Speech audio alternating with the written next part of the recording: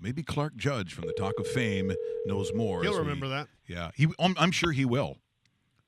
Hello. We're looking for the fantastic Clark Judge. The fantastic Clark Judge.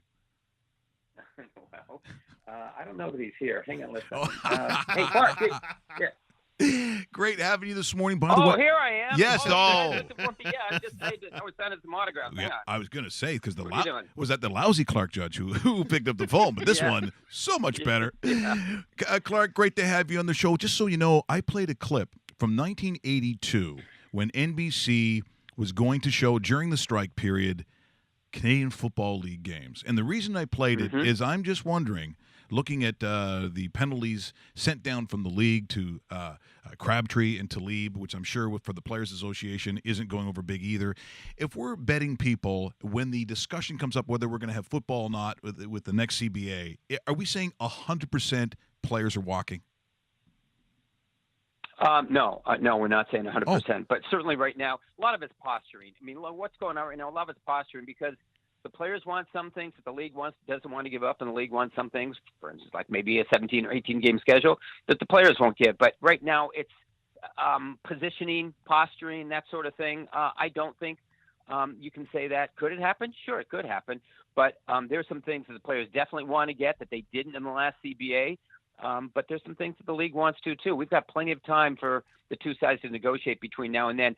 The reason I would say it tilts more likely there than it did maybe, 15 years ago is because there's not the relationship between D. Smith and Roger Goodell that there was between Gene Upshaw and Paul Tagliabue. There's no relationship between these two. That's why it would be more likely than in the past. Now, what about the relationship between Roger Goodell and ownership? I mean, we saw what Jerry Jones has been spouting off lately. How bad is that between the two?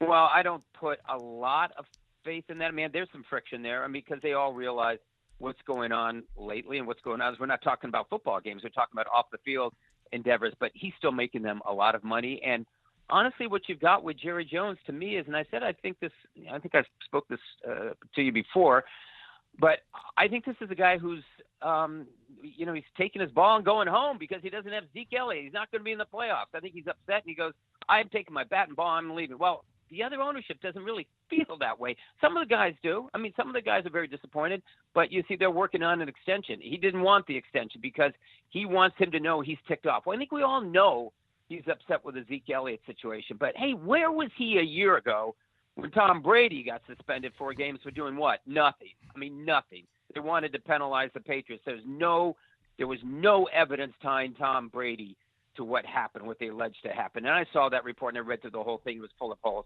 Still, they suspended him because the commissioner has the right to do that. If he feels as if he should be suspended, and I think, honestly, the reason was suspended was more about not cooperating with the league than it had anything to do with deflating the football.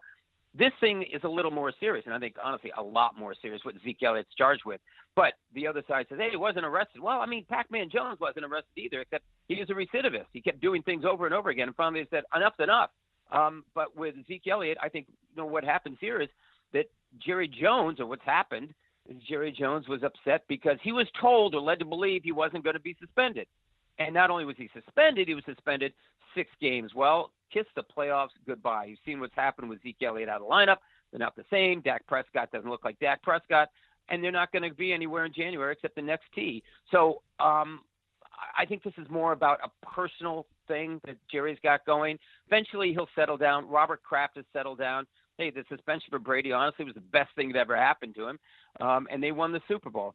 So Jerry will get over this. But, right now, does it look like there's a civil war? Yeah, it does, because Jerry Jones is the most powerful owner among the 32 owners. But this too shall pass. Yes, exactly. Good morning, Clark. David Bastel here. I wanted to talk about the AFC West, and now that the Kansas City Chiefs have taken a nosedive from their nice 5-0 start, I have a team in mind that I think is going to win this division. In your opinion, Chargers. Yes, that is it. That is it. I read your mind. Hey, are you from this side of the border? Yeah, I was going to say, are you seriously on board with the Chargers? Because I'm loving that schedule, and I think they have what it takes to actually win. And who would have thought the Chargers of old teams would have won that West when you and I talk in August? Yeah, no, I agree with you 100%, except I will tell you this. I covered that team for 10 years. I lived in San Diego, covered the team for 10 years. Nice. I follow them closely. I know the club. And the one thing you have to know about the Chargers is they always underachieve. They always surprise you by not getting to where they're supposed to get to. They have the best quarterback in the division. They have a schedule that looks like a layup, to be honest with you. The Kansas City Chiefs are falling apart. There's no answer. Alex Smith should be the starter because you don't want to panic and pull a Sean McDermott and throw a guy in there that you don't know anything about other than he looks good in practice. So Andy's doing what he can with a quarterback who's falling apart too and an offense that's falling apart. But in the meantime, San Diego's now at 5-6. They're a game behind. But I don't trust them. I'll just be honest with you because they find ways to lose games. Look at early in the season. Remember, there was a field goal to win a game, I think first game of the season. Missed, second game, something happened where I think it was a field goal was blocked. Yep. So they find ways to lose games that they shouldn't. Phillip Rivers, I really want to see him get to the next level. If you covered him, if you know him, if you know anything about him, he's one of the most wonderful guys in pro sports, and yet for some reason he has a different kind of persona or a different kind of reputation among people who don't know him only from TV, watching how passionate he is on the field. He's extremely passionate because he loves the game. He loves people. He's a great guy, and you want to see him get the notoriety for other things that he should. But the other reason I want to see them win that division is I think the NFL deserves to have at least one playoff game in the StubHub Center, a 26,000-seat stadium that they can't sell out, and in a city that doesn't want the Chargers.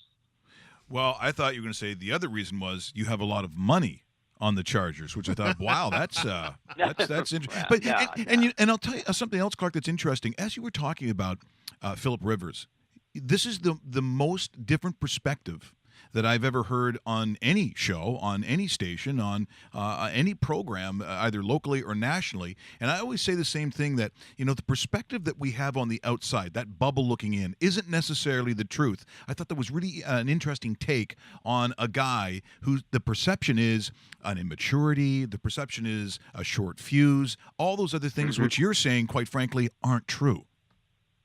Couldn't be farther from the truth. Talk to anyone who covered that team, who knows him. I've known Phillip for years. I left there to cover the 49ers in the mid-'90s, so I wasn't covering him, on a full-time basis. But then I go back to San Diego all the time. Got good friends there, and I'd go down to see Charger games. And then I moved away from the West Coast. I kept going back to San Diego when I was covering national games. I'd always see him, and I just always look forward to talking to him because, A, he's very thoughtful, very smart. He's very passionate about the game. He's very popular in the city where he plays, and honestly in the area where he plays. He does a ton of things for the community, does a ton of things with his kids. He's one of the kindest guys I've ever met, but also one of the most thoughtful, as I said. And I went there this summer. I went back to San Diego this summer because they were having their last mini camp in Murphy Canyon. I said, I got to be there because I've covered this team for so many years. And I want to go back to the last mini camp. It was really weird to be there because you go after this, they're moving to L.A. It's hard for me to believe. Who did I look for? Phillip Rivers. Couldn't have spent more time with me. He said, "Hey, Clark, anytime, just give me a call, whatever." It was great to see him, and it really made me feel good about that team as long as it's there in his hands. And as I said, that's why I root very hard for them because of him. I mean, there's no other reason. I honestly. I'm so disappointed and I'd say upset that ownership moved them because San Diego didn't deserve it. They didn't deserve it. And your listeners say, well, they had a chance to vote for the stadium. It's a whole different conversation and take too long to get into. But this guy deserves something more than he's gotten. People should know who he is. They should know how good a quarterback he is. And I'd like to see him get to the next level because they always ask me in San Diego, you're on the board of selectors for the Hall of Fame. Is he a Hall of Fame quarterback? And the answer is no, until he gets to that next level. And he's only been to one AFC championship game. He played it on one leg in 2007 when the Patriots lapped the field. And he almost beat them. I mean, the Patriots were coming back to earth, and San Diego was hanging on, but he didn't have LT. Gates was hurt, but he played on one leg. He had a torn ACL, and he still played. And it's remarkable. I mean, he's just a remarkable guy, and I'm glad you asked me about him because I could go on and on. I guess I have, but I love him. I love him. We're in conversation with Clark Judge from the Talk of Fame here on RawMikeRichards.com, broadcasting from the DKI studios in downtown Toronto. Speaking of getting to know people or what our actual knowledge of something is, who are the Pittsburgh Steelers? Because right now, from week to week, I just really never know who's showing up. Yeah, they're the second best team in the AFC, and they're the one of two teams in the AFC that matters, the only two that matter, and that's New England and Pittsburgh. Let's just get rid of the rest of the games and play the AFC Championship game now. Those are the only two teams that matter. But, it's funny. I addressed this earlier today. I was thinking about it. People say, well, they didn't look so good on Sunday night. Yeah, they didn't, but they won. That's all that matters. They won. And you want to start building momentum toward the playoffs. They're doing that. I don't care how they win. You have to win the games you're supposed to win. They were supposed to beat Green Bay, but they were supposed to lap the field. Well, they didn't, but they beat them. You don't have to apologize for winning with a last-second field goal. You don't have to apologize for that. You just win, and that's what they're doing. I like the Steelers. I don't know that they can beat New England no matter where the game is played. They have to play in Pittsburgh, to me, for them to have a chance. They'll play them in Pittsburgh on December 15th, I think it is, something like that. Yep. Maybe it's the 17th. Maybe it's the 17th. But anyway, somewhere around there. And that'll give you an insight into how these two teams play. And honestly, if you had asked me maybe a month ago or so, say, well, geez, that New England defense, not very good. They're coming around. Now, they had some lapses, too, last week, but still they're coming around. They haven't given up 17 or more than 17 points, I think, in the last 6 or 7 games, something like that. But anyway, they're coming together. And you got Tom Brady. I mean, you never bet against Tom Brady, except on the other side of the field, you got a quarterback who's been to 3 Super Bowls, won 2 of them. You've got an all-pro wide receiver, an all-pro running back. They've got the ammunition to compete with them. They need Joe Hayden, and Hayden being out of the lineup at cornerback, you see what happened, against Green Bay. Green Bay shouldn't threaten you. They shouldn't scare you. Brett Hundley shouldn't either. He throws 3 touchdown passes. I think they're really hurting with Hayden out. Let's just see what happens. But, yeah, I like the Steelers. I like them a lot. Could they beat the Patriots? I think they could. I mean, I heard LaDainian Tomlinson on Sunday saying, my dark horse to beat the Patriots would be Jacksonville Jaguars. I was like, Ooh. What? Huh? No. I mean, Blake Bortles? No. Blake Bortles? No, that's not going to happen. Pittsburgh, it could happen, but it'd have to take the right circumstances. But anyway, what I think of the Steelers, I think they're one of the 2 best teams in the AFC. Clark, let's talk about those Jacksonville Jaguars, and the conversation is always going to come up about that quarterback spot, but right. and that's something hopefully for their sake they address in the offseason. But that defense is A1, and they do have a legitimate chance to do something. Are you buying or selling that they could win a playoff game with that defense and what they have on the offensive side at that quarterback position, which is kind of the downgrade between the two? Yeah, I'm probably selling. I mean, I look at that defense. Could they win a playoff game? Yeah, because I look at the competition out there. And could they beat the Ravens? Yeah. I mean, it doesn't make any difference to me at this point who 3, 4, 5, and 6 are in the AFC. It doesn't make any difference because they don't matter. I mean, they're not going anywhere. When they face Pittsburgh and New England's gone. They're over. Now, people are going to say, well, Jacksonville went to Pittsburgh, and look what happened. Yeah, Ben Roethlisberger laid an egg. It's not going to happen again. So Ben Roethlisberger knows how to play those big games. You got Blake Bortles. I mean, you guys have watched him. The thing about Jacksonville is people might say, hey, listen, the Ravens, look what the Ravens did in 2000.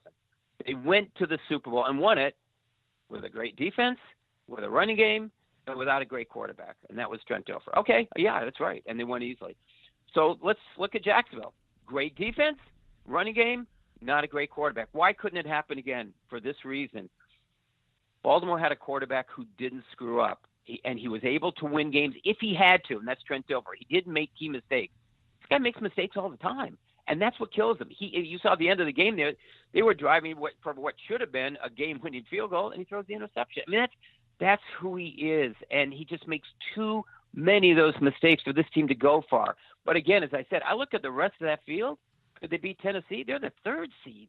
Sure you could. I mean, there's some teams that aren't going to make the playoffs that could beat 3, 4, 5, and 6. There are. But, yeah, that defense, yeah, they could take them to a playoff win. But until or unless they play Pittsburgh, New England, yeah, they're probably okay. But as I said, I'm selling them anyway because I just think Bortles will find a way to screw things up. Clark, at what point do you start looking at the organizations and those that aren't in it, looking forward to the following year? How many coaching vacancies do you think will be in the NFL when all said and done? Yeah, I don't know. I mean, I'd have to go down specifically, and there's always a wild card in there where somebody steps aside. You go, whoa, I didn't see that happen, or gets fired. But it typically 6 or 7. I'd say 7. Wow. Off the top of my head. I mean, you just kind of go around the league to some of the bottom feeders in Cleveland. Hugh Jackson coming back? I don't know. He's won one game in 2 years. I think probably not, but they should fire that front office first. I mean, they should clean that place out from top to bottom. Same thing in the Giants. The Giants are going to do it. But with Cleveland, they turn over that place every 3 years. I mean, they turn it over like we change channels on the TV, and you can't win that way. You look at the rest of that division, it's so stable in terms of the number. John Harbaugh has been there. This is his 10th year. And he's the third in seniority. You go, there's Mike Tomlin, there's Marvin Lewis. But I think Marvin's going to step aside. I think Marvin's probably gone after this year. Mm-hmm. And he's in the last year of his contract. So you go, there are 3 right there. And then you start going to some other places. Well, what's going to happen in Denver? I don't know. I mean, I don't think that's Vance Joseph's fault. I think they just don't have any quarterbacks. And their offensive line has been shuffled. They've had some injuries. But you got to find a quarterback. And that does fall on John Elway's shoulders. Heck, John Elway playing today would be better than what they've got now. So they might make a change, but I don't think so. But anyway, I'd say 7. I'd say 7, and I'd have to sit down and just kind of go over who's going to go where. But in Tampa, there's another place. Dirk Cutter. I mean, they were supposed to be a good team. They're terrible. Yeah. They're a terrible team. Would there be a change there? But I will say this: that I don't like teams that blow things up immediately. Like you look at the Giants. They were a playoff team last year. Look at them this year. They're a joke. So you're going to fire him after 2 years? He had one good year, didn't have a good year now. But I do think this is more who he and they are than last year. I mean, I thought they sort of caught lightning in a bottle last year. GM will be gone. I think the head coach will be too, just because he's revealing himself now in adversity in bad ways. And, I'm in and around New York. I've seen that team. I know people in and around that team. It's just not a good situation. It's really sort of a toxic situation. Each week there's another story. It's Eli Apple, it's Janoris Jenkins. And enough is enough. I think the Maras look at it and go, well, we need to change things here. And there was a story recently even comparing this coach, Ben McAdoo, to Ray Handley. Ray Handley, God almighty. I mean, that's one of the worst of times for the Giants. So if that's the case, and he's going to be gone. So anyway, it's a long way of saying probably 7. Something like that. No, that's good. No changes, however. No changes with the Argos, guys. Oh. Argos, Mark Trestman. Nice. How about the Argonauts? Nicely Mark done. Trestman. Wow. Oh, man, I think that's great for the franchise, for the city, for him. He got fired a year ago in Baltimore. I thought that was the end of the road. I knew Mark was the offensive coordinator in San Francisco, and he got relieved of his jobs there. I liked him very much, and was really happy that he went up to Montreal and won there with that ball club, with the Alouettes. And now I look at, with Toronto, and I just saw that earlier this year, I went, Mark's up there in Toronto. Hey, that's terrific. And that was an upset, right? I mean, Calgary was favored to win. Oh, absolutely. Correct. Look at you with this information. Where does it end? You're right. This is the fantastic. Well, that's because I have a connection with Mark, and I just sort of follow some of these guys that I know, and I just wonder what he was doing. I said, he's up in Toronto, and Jim Pop's there, right? I mean, he's a good GM. Yeah. And so because I'd wondered what happened to Jim, and I thought, that's why Mark's there, because he and Jim have a relationship. And then I saw him in the championship game, the Grey Cup, and Calgary. I don't know a lot about him, but Mark is a good head coach. I mean, he does a great job up there. He struggled down here, and he wasn't given much of a chance, but still he had his hands full. And I think it's great for everyone, as I said, especially for the city of Toronto. But that's a big deal. I mean, it doesn't get a lot of play here. It's a big deal. I think it's great that he won a championship, and that Toronto did. No, exactly. Final question for me, Clark. You talked about the AFC and how 3, 4, 5 really doesn't matter. It's a little bit different scenario in the NFC. The Eagles, very different. The Eagles are number 1. Who's the biggest threat to knock them off? That's a good question, because I would say, right now you'd say Minnesota because of that defense. Quarterback's playing well, unlike Blake Bortles, for instance, in Jacksonville. But where Jacksonville can run effectively, I don't trust that running game in Minnesota. And honestly, I don't trust Case Keenum on the road in a big game like that. I'm going to say, I'm going to take a shot in the dark. Let's say Atlanta. Wow. And just because Atlanta is coming on, They've got a quarterback who's been in a Super Bowl. They seem to get their mojo back the last 2 weeks, but especially last week. They had over 500 yards. That was an impressive performance, but it was without Devontae Freeman. It's without one of their stars. And suddenly Matt Ryan looked like Matt Ryan, and Julio Jones looked like Julio Jones.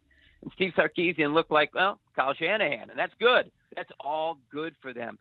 But the next 3 weeks are going to be fascinating. The place to watch is the NFC South the next 3 weeks. They're all playing each other. I mean, Carolina's a team that's coming on too, but, Newton's up 1 week, he's down the next week, he's doing a Superman routine 1 week, he's hanging his head in a towel the next week. Could they overcome that? And I think they could, but we're going to find out about them too. I mean, they've got Kuechly back, Davis is playing well. Those are all positives. I think they're to be reckoned with. I just don't trust New Orleans because it'll have to go outside. And dome teams that have to go outdoors, I just don't trust them because there's not a history of winning playoff games outdoors. Now, your listeners will say, well, they won these games outdoors on the road this year. Yeah, but I'm talking about playoff games. And they generally have to be, and I think almost exclusively have to be home hosting those games to win. So Minnesota going outside, in January where it could be cold and, well, they should be used to that in Minnesota, but it's a whole different scenario. So I'm going to say, Atlanta with maybe Carolina close second. I wonder if Blake Bortles watches some of these shows and goes, oh, come on. Savage isn't that good either. I don't think he should. I mean, he probably doesn't because he's heard it so many times. Everyone's saying the same thing. It's just it's so patently obvious when you watch them. I thought they'd give up on him this year. They didn't. They protected him with a running game and a defense, and he still finds ways to screw things up. But is he competent? Yeah, I guess he's okay. But you need better than okay once you get to the postseason. And that's why I always gravitate towards guys who've been there before. And so, again, your listeners say, well, what about Carson Wentz? Well, it does make me a little nervous. I mean, Carson Wentz going into a playoff game because, again, I remember Brett Favre's first playoff game and well, actually his first conference championship game. And it was in 95 against the Cowboys. And all his passes were sailing high. Everything was about 10 feet high. And once he got himself together, it was too late. And they were also playing a very good team, but it was too late. Afterwards, he said, I was so geeked up. I couldn't settle down. I was so excited. I couldn't settle down. You could see that. And you can see how that can happen with certain individuals. Maybe Carson Wentz is made of something different. I suspect he probably is. But that's what you loved about Favre. He was just so pumped up. But with Wentz, here's the first time. Let's just see how he does. I mean, they're rolling right now. They got to go out to Seattle this week. That's going to be a tough game. Then they follow by going to the Rams. That's going to be a tougher game. That's out there. We're going to find out a lot about Carson Wentz and that team the next 2 weeks because it's easy when you're playing at home against Chicago and lapping the field and doing the electric slide. That's very easy. Now you go out to Seattle and I understand they're diminished because they've lost so many key players on defense. But still, they're the Seattle Seahawks at home, and Russell Wilson always gives you a chance. And then you go down to the Rams. Guys, the Rams are legit. You know that. You don't need me to tell you that. The Rams are legit. I thought that was a big victory for them last week. And now you've got a great situation. Goff against Wentz, 1 versus 2. Maybe the best team against the second best team in the NFC. I don't know, maybe by that time, but I think that'll be a great scenario. We'll find out a lot about them the next 2 weeks, and honestly, as I said, a lot about the NFC South the next 2 weeks. Clark, great stuff as always. Thanks so much for joining us here this morning. Appreciate the time, and we will talk to you again real soon. Thanks for this today, my friend. You got it, and I can say now, guys, go. Oh, go Habs, yeah. Go. Got Carey Price back. Yeah, we're rolling, yeah, baby. I heard that. Yeah, we heard that. They're on a roll. Yes, they are. 2 in a row. See you guys. Thank you. And thanks for keeping me plugged in. You didn't shut me down this time. No, absolutely not. No, we the paid electricity. I paid my bill. Yeah, you we paid the bill. bill. Thanks, Clark. Thanks, guys. Clark Judge, Talk of Fame. The whole segment this time. What? Did we just become best friends? Yep.